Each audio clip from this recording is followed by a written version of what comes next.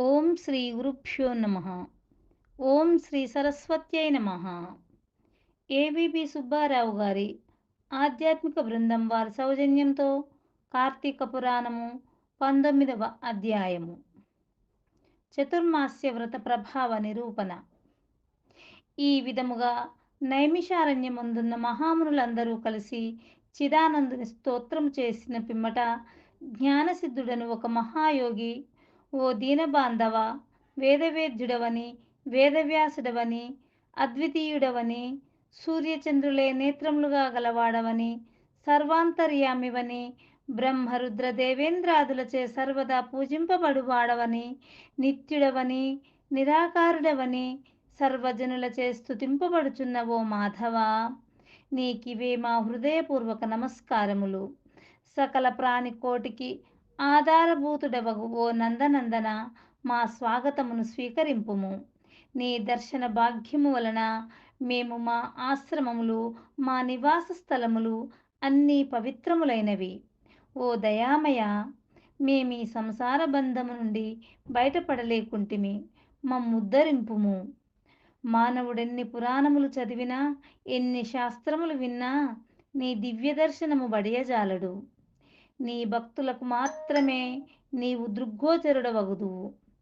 ఓ గజేంద్ర రక్షక, ఉపేంద్ర, శ్రీధర, హృషీకేశ, నన్ను కాపాడుము అని మైమరచి స్తోత్రము చేయగా శ్రీహరి చిరునవ్వు నవ్వి, జ్ఞానసిద్ధ, నీ స్తోత్రవచనమునకు నేనెంతయో సంతోషించితిని.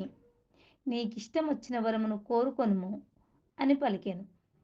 అంత జ్ఞానసిద్ధుడు, ప్రద్యుమ్న, నేనీ సంసార సాగరము నుండి విముక్తుడను కాలేక శ్లేష్మమున పడిన ఈగవలే కొట్టుకొనుచున్నాను. కనుక నీ పాదపద్మములపైన ధ్యానముండుటున్నట్లా అనుగ్రహింపుము, మరేదియూ నాకక్కరలేదు అని వేడుకొనెను. అంత శ్రీమన్నారాయణుడు, ఓ జ్ఞానసిద్ధుడా, నీ కోరిక ప్రకారము అటులనే వరమిచ్చితిని. అదియునుగాక మరొక వరము కూడా కోరుకొనుము, ఇచ్చెదను. ఈ లోకమందు అనేక మంది దురాచారులై, బుద్ధిహీనులై అనేక పాపకార్యములు చేయుచున్నారు. అట్టి వారల పాపములు పోవుటకై ఒక మహావ్రతమును సంకల్పించాను. ఆ వ్రతమును సర్వజనులు ఆచరింపవచ్చును. సావధానుడవై ఆలకింపుము. నేను ఆషాఢశుద్ధ దశమి రోజున లక్ష్మీదేవి సహితముగా పాల సముద్రమున శేషశయ్యపై పవలింతును.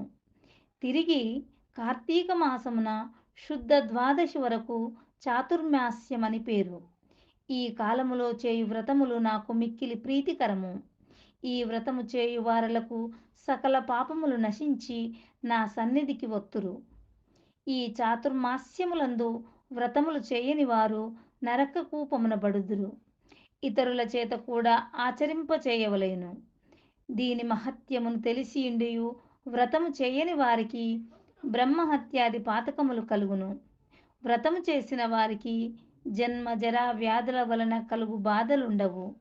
దీనికి నియమితముగా ఆషాఢ శుద్ధ దశమి మొదలు శాకములను, శ్రవణ శుద్ధ దశమి మొదలు పప్పు దినుసులను విసర్జించవలెను. నా యందు భక్తి గల వారిని పరీక్షించుటకై నేనిట్లు నిద్రావ్యాజమున శయనింతును. ఇప్పుడు నీ వసంగిన స్తోత్రమును త్రిసంధ్యలయందు భక్తి శ్రద్ధలతో పఠించిన వారు నా సన్నిధికి నిశ్చయముగా వత్తురు అని శ్రీమన్నారాయణుడు మునులకు బోధించి శ్రీ మహాలక్ష్మితో కూడి పాల సముద్రమును కేగి శేషపానుపు మీద పవ్వలించెను. వశిష్ఠుడు జనక మహారాజుతో, రాజా, ఈ విధముగా విష్ణుమూర్తి జ్ఞానసిద్ధి మొదలగు మునులకు చాతుర్మాస్య వ్రత మహత్యమును ఉపదేశించెను. ఈ వృత్తాంతమును అంగీరసుడు ధనలోభునకు తెలియజేసెను.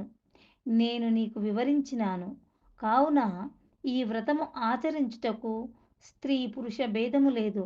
అన్ని జాతుల వారును చేయవచ్చును. శ్రీమన్నారాయణుని ఉపదేశము ప్రకారము మునిపుంగవులందరూ ఈ చాతుర్మాస్య వ్రతం ఆచరించి ధన్యులై వైకుంఠమునకేగిరి. ఇట్లు స్కాంద పురాణాంతర్గత వశిష్ఠ ప్రోక్త కార్తీక మహత్యమందలి 19వ అధ్యాయము 19వ రోజు పారాయణము సమాప్తము. ఓం నమః శివాయ.